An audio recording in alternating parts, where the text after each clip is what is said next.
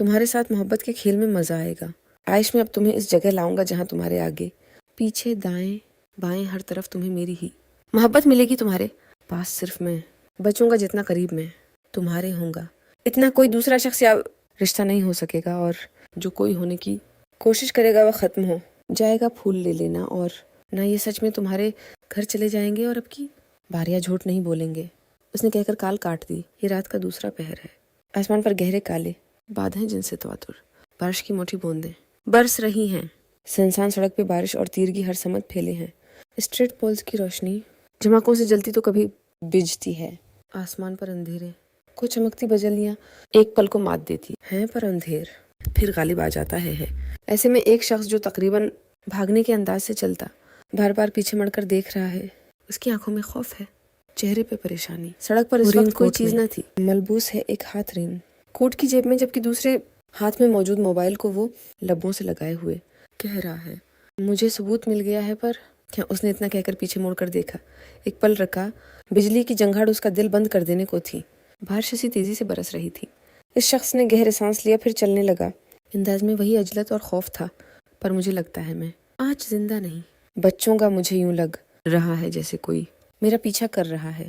شاید تم جب تک یہ وائس میل سنو اس وقت تک میں مر چکا ہوں، لیکن میں اپنی طرف سے کام مکمل کر کے اس دنیا سے جاؤں گا۔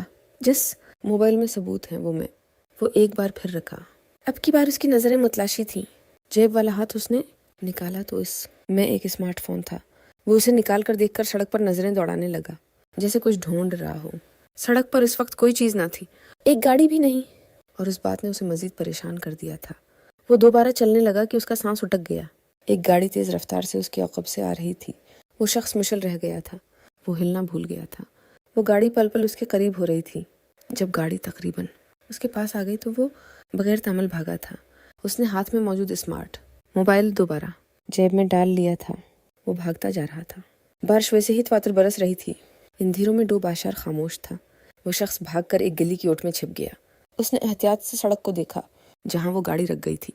اس شخص کی آنکھیں سکوٹ گئیں، وہ پہچان کرنے کی کوشش رہا تھا۔ پھر وہ کچھ دیر بعد دوبارہ اپنے موبائل کو لبوں کے قریب کرتا بولا، میں اس ثبوت کو ایک گاڑی میں ڈال رہا ہوں جس کا رنگ نیلا ہے۔ گاڑی شاید نئی ہے، اس پہ نمبر پلیٹ نہیں لگی ہوئی، پر اس کا رنگ گہرا نیلا ہے۔ وہ بولتا ہوا اس ٹرک پر دوبارہ آ گیا تھا۔ آواز سرگوشی میں بدلتی جانے لگی۔ رکھی سے اب کوئی نکل رہا تھا۔ وہ شخص اسے نہیں جانتا تھا۔ گاڑی سے نکلنے والا ایک بھاری جسم کا دیہاتی آدمی تھا جس نے قمیض شلوار پہن رکھی تھی۔ وہ شاید ڈرائیور تھا جو باہر آتے ہی بارش سے پھینک گیا تھا۔ کیا ہوا ہے گاڑی کو؟ اچانک سے ڈرائیور کے قریب ہونے والی سرگوشی نے اسے دہلا دیا تھا۔ وہ تقریباً اچھلنے والے انداز سے پلٹا، پوچھا، کون ہو تم؟ ڈرائیور کو خطرہ محسوس ہوا، اس لیے اس نے خود پہ قابو کرنے کچھ ہمیں اس شخص نے سینے پہ انگلی رکھی، دستک دیتے ہوئے بولا، میں یہیں قریب رہتا ہوں، تمہیں رکھتے دیکھا تو مدد کے لیے آ گیا۔ شخص نے عقابی نظروں سے گاڑی میں جھانکنا چاہا۔ وہاں ایک لڑکی بیٹھی آنکھوں کو چھوٹا کیے ان دونوں کو ہی دیکھ رہی تھی۔ شخص نے منٹو میں اس لڑکی کا مکمل مشاہدہ کیا اور دوبارہ ڈرائیور سے بولنے لگا، کیا ہوا ہے گاڑی کو؟ ڈرائیور جذبے میں مبتلا ہو گیا۔ اس نے پوری سڑک کو دور تک دیکھا۔ دور تک اس سے شخص کے علاوہ کوئی نہیں تھا، یعنی اسے اس شخص سے ہی مدد لینی ہوگی۔ ڈرائیور نے گہرے سانس لیا۔ پتہ نہیں کیا ہوا ہے، گاڑی خود ہی بند ہو گئی۔ اس شخص کے ہونٹ او کی صورت ڈھل گئے۔ اس نے ڈرائیور کو پیچھے ہونے کا اشارہ کیا۔ میں دیکھتا ہوں، وہ کہہ کر گاڑی کا بونٹ اٹھا کر اس پر جھک گیا۔ ڈرائیور کی اس پر برابر نظر تھی، پر لمحوں کا عمل تھا۔ اس شخص نے رین کوٹ کی جیب میں موجود اسمارٹ فون پونت میں چھوڑ دیا۔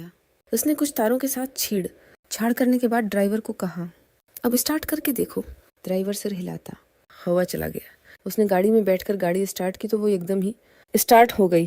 ڈرائیور جو بارش سے بالکل بھیگ چکا تھا، گاڑی کی ونڈو سے سر نکالا کر مشکور نگاہوں سے اس شخص کو دیکھ کر سر کو خم دیا جو پرسرایت سے مسکراتا ہوا وہاں سے چلا گیا۔ گاڑی بھی وہاں سے چلی گئی تھی۔ اس شخص نے ایک بار پھر اپنا فون لیوں سے لگایا۔ میں نے وہ فون اس نیلی گاڑی کے بونٹ میں رکھ دیا ہے۔ اس فون کے ساتھ ایک چپ لگی ہے جو تمہارے موبائل سے جڑی ہے۔ جب بھی کوئی اس فون کا لاک کھونے کی کوشش کرے گا تو تیسری بار غلط پاس کو ڈیٹ درج کرنے سے وہ چپ ایکٹیو ہو جائے گی، اور موبائل جہاں کہیں بھی ہوگا اس کی لوکیشن تمہیں اپنے فون پر میسیج کے ذریعہ ملنے لگے گی۔ پر تم غلط تھے اس کھیل میں، ایک سے زیادہ۔ وہ شخص ابھی کچھ اور کہتا ہے کہ اس نے حواس باختہ ہو کر موڑ کر دیکھا تو اس کا چہرہ زرد پڑ گیا۔ ایک کالی گاڑی اسے اپنی جانب آتی دکھائی دے رہی تھی، جس میں بیٹھے گارڈز کو وہ پہچانتا تھا۔ ان کے ہاتھوں میں بندوقیں تھیں۔ اس شخص کا دماغ تیزی سے کام کرنے لگا تھا۔ اس نے اپنا موبائل اپنے سامنے کیا اور جتنے ٹکڑے ہو سکتے تھے اس نے موبائل کے کر کے پوری قوت سے دور اچھال دیے۔ موبائل کے ٹکڑے ایک جگہ جہاں بہت سا پانی جمع تھا اس میں جا گرے۔ اس شخص نے جیب میں دوبارہ ہاتھ ڈال کر نکلا تو ہاتھ میں ایک چھوٹی گن تھی۔ اس نے کرب سے گن کو دیکھا اور اپنے ماتھے پہ رکھ کر اس نے ٹریگر دبا دیا۔ خون کا فوارہ اس کے سر کی پشت سے نکلا تھا۔ اس شخص کی آنکھوں کے سامنے اندھیرا چھانے لگا تھا۔ وہ زمین پر گرتا چلا گیا۔ گاڑی کے قریب پہنچنے سے پہلے اس کا جسم سرد پڑ گیا تھا۔ وہ ایک سکون کی موت مرا تھا۔ اگر وہ ان لوگوں کے ہاتھ زندہ لگ جاتا تو وہ جانتا تھا اسے ہر روز مرنا پڑتا۔ گاڑی اس کے قریب رک گئی تھی۔ اس میں اسے نکل کر اس کے گرد جمع ہو گئے تھے، پر وہ شخص ان کے لیے کوئی ثبوت چھوڑ کر نہیں گیا۔ وہ صوفے پہ ٹانگیں پھیلا کر تقریباً لیٹنے کے انداز سے بیٹھا سامنے کھڑے اپنے سیکرٹری کو دیکھ رہا تھا۔ صوفے کے پاس ہی اس کا پالتو کتا میکسی زبان نکالے بیٹھا تھا۔ اس کی بھی نظریں سیکرٹری پہ تھیں جو کہہ رہا تھا اس کا نام عائشہ ہے، شہر کے اپر مڈل کلاس فیملی سے تعلق رکھتی ہے، انجینئرنگ کا آخری سال ہے۔ وہ تیار ہو کر ذہنی اترتی نیچے آ گئی تھی۔ چھوٹے سے لاؤنج میں کھلے کچن سے اٹھنے والی ناشتے کی خوشبو پھیلی تھی۔ اس نے باریک ہیل پہن رکھی تھی۔ کھلے کالے بال کمر پہ بکھرے تھے۔ دراز قد اونچی ہیل سے مزید 2 رز لگتا تھا۔ وہ قمیض شلوار میں ملبوس تھی۔ چہرے پہ ہمیشہ جیسی مسکان اور گہری موٹی غلافی، شہد رنگ آنکھوں میں چمک تھی۔ وہ ایڑھی کے بل گھوم کر کچن کی طرف بڑھ گئی۔ اٹھ گئی محترمہ؟ کچھ کے دروازے میں پہنچے ہی تھی کہ امی نے مصروف سے انداز میں کہا۔ عائشہ کی مسکراہٹ مزید گہری ہو گئی۔ چکن میں داخل ہو گئی تھی۔ اس نے محترمہ تو تیار بھی ہو گئی، اب بس ناشتہ دے دیں کر اسے کچھ حیرت سے دیکھا۔ تم بھی ناشتہ کرتی ہو؟ امی کے لہجے میں واضح طنز تھا۔ کبھی کبھی تو کر ہی لیتی ہوں جب میری پیاری امی۔ اس نے امی کے گلے کے گرد ہاں نہیں ڈالنے اور گال کو چوم کر بولی، اتنے پیارے سے ناشتہ بنائیں تو میں کیوں ناشتہ کو چھوڑوں؟ امی پر اس کی محبت کا کوئی اثر نہ ہوا۔ انہوں نے اس کے ہاتھ پہ چپت لگائی۔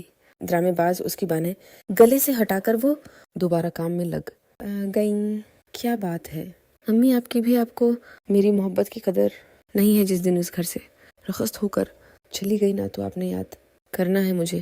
اس کا انداز جتانے والا تھا، شاید رنگ آنکھوں میں شرارت تھی۔ امی نے پلٹ کر اسے دیکھا، بھنوے ماتھے کو چھونے لگی تھی۔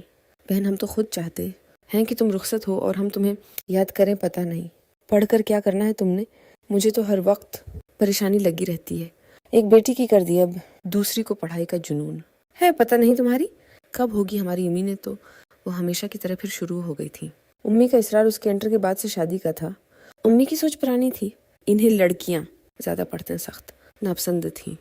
انہوں نے اسی لیے اپنی بڑی بیٹی کی شادی اس کے انٹر مکمل کرتے ہی کر دی تھی، پر عائشہ کچھ ضدی سی تھی اور اسے ابو کی سپورٹ تھی، اس لیے یونیورسٹی تک پہنچ گئی۔ اور اب جب بھی وہ امی سے لاڈ کرتی ہے، امی کو اس پر غصہ آتا تو وہ یہی ٹاپک شروع کر دیا کرتی تھیں، اور عائشہ ایسی ہو جاتی جیسے بہری ہو گئی ہو، بالکل چپ کر کے وہاں سے کھسک جاتی جہاں امی یہ سب بول رہی ہوتی تھی۔